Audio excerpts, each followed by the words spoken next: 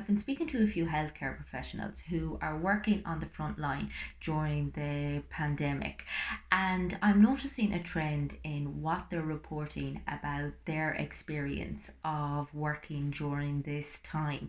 And they're reporting feeling somewhat dazed or hyper after a shift.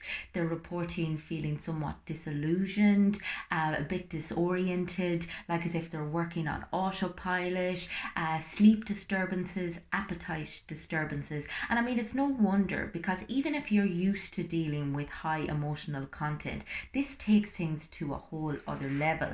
I mean, people are looking to healthcare workers for relief from their agitation and their fears. And they're also possibly looking for guarantees that you're not able to give them. And even by just engaging with people on a day to day basis who are living in a state of trepidation, you're absorbing some of that energy without possibly even realizing it. And I think it's more important now than ever that particularly healthcare workers or frontline workers indeed push self care practices into place that are applicable for their job. And that means that you really have to ensure that you're dealing with the content of your day wisely and appropriately so that it doesn't come back to haunt you, 6 months or 12 months down the line. Because it can be quite traumatic dealing with people who are struggling with their health or who are fearful of their lives. So it's about making sure that you release that energy as opposed to holding it all inside. And I think more often than not, a lot of people assume that if they go home and have a glass of wine, or if they play the Xbox, or if they chill out in front of Netflix for a few hours, that's kind of a release, and you're kind of unloading and winding down. However, all you're doing there is basically numbing out. And even if you can just take a few minutes to mindfully let go of your day, it can be so beneficial. So first of all, you have to acknowledge what it is that you're working in. And as I said, it's very easy to be on autopilot at a time like this. But more than ever, we need to be very aware of our own emotional state.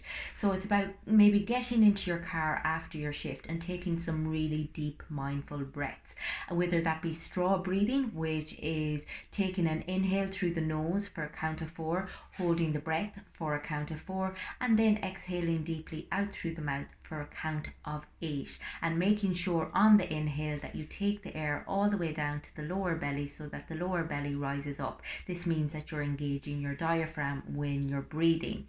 There's also box breathing, which is basically inhale for 4, hold the breath for 4, exhale for 4, and then pause for 4. And that's really great at just bringing you back into the present moment. Likewise, grounding techniques are amazing. So engaging your senses. So asking yourself, okay, where am I? How am I feeling? What can I see? What can I feel? What do my clothes feel like? What can I smell in the air? What can I hear? And really bringing yourself back into the present moment and away from that kind of autopilot mentality. Then, when you get home, now oftentimes people go one of two ways. They either don't want to talk about their day at all or acknowledge what they've been through, or they want to talk about it and regurgitate it and spend all evening engaging with it. And I suppose it's about finding the middle ground. It's about being able to offload, but also about being able to release as well. And I think something like writing down a few of the key points of your day, particularly the more emotionally driven ones, can be really helpful and really beneficial. Then after you've done that, after you've offloaded, or indeed talked to somebody who is able to hold a space for the content of your day. I mean, not all listeners are created equal, and it's important to understand that maybe your partner isn't the right person to turn to in this particular circumstance, and that's okay.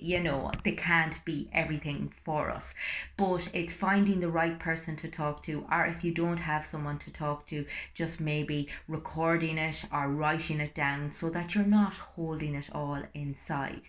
Then offload some of the energy, whether you go for a run, whether you get out into nature and just try to engage engage the senses again, you know, really notice whatever it is that you're seeing, whether it be the full moon, which is amazing at the minute, the sunrise or the sunset, which are also amazing at the moment, and really absorb those experiences so that you're engaging with something very stimulating and positive, as opposed to all the negativity that you're dealing with all day, every day.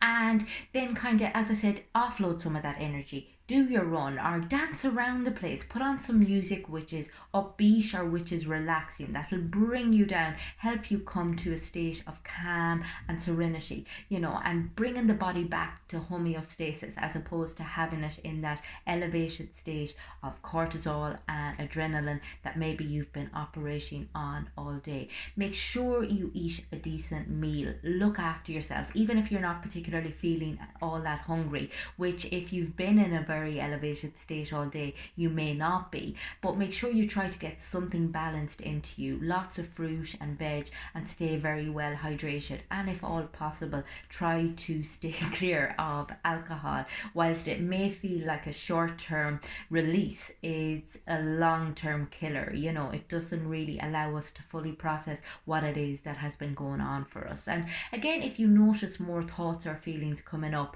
just sit with them for a second, as opposed to always moving on to the next thing. Just ask yourself, okay, Jesus, what did that actually bring up in me? Did it trigger a past event, or was it just something that was really distressing to witness or to have to sit with, you know?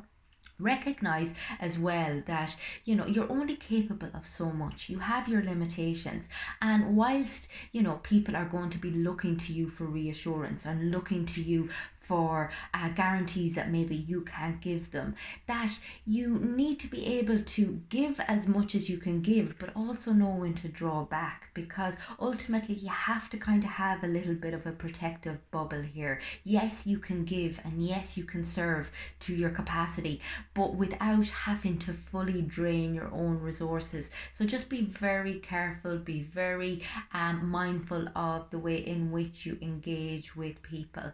And as I said, get loads of sleep. I mean, if your sleep is being disturbed, that's not good. I mean, you need to be firing on all cylinders. So take a magnesium supplement. I find it amazing just for, you know, kind of winding down, or maybe it's a placebo effect, but I find that it really helps my sleep. Write down what it is that you have still in your mind, or anything going through your mind that you need to possibly offload, so you can just fully allow yourself to nod off. And maybe try a meditation, even if it's only for a minute or 2 minutes. It doesn't have to be this big hoo-ha of a thing, you know, but just kind of sitting with where you're at, checking in with yourself, observing your thoughts just for a few minutes, just to help with the unwind process. And be very kind to yourself, you know, make sure, as I said, that you're looking after yourself from a dietary, from a sleep perspective, that you're connecting with people who love you and whom you love, that you're feeling heard, that you're feeling understood, and that you're feeling valued, because oftentimes it can almost feel like as if you're unseen, as you're in that autopilot kind of mentality. And you do need to recognize how challenging, how distressing at times these circumstances can be, and by acknowledging them now, they are less likely to impact on you further down the line. So just be really kind to yourself.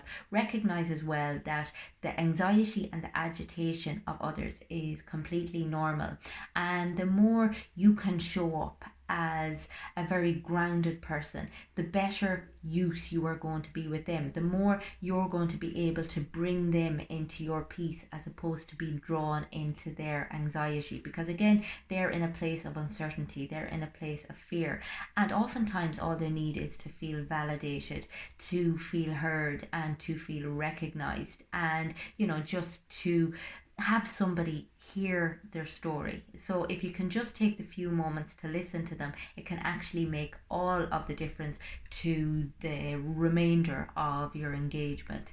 So take care, and if anyone is looking for any information on how to, I suppose, bring yourself down or de-escalate after a shift, feel free to get in touch with me. I'd be more than happy to help.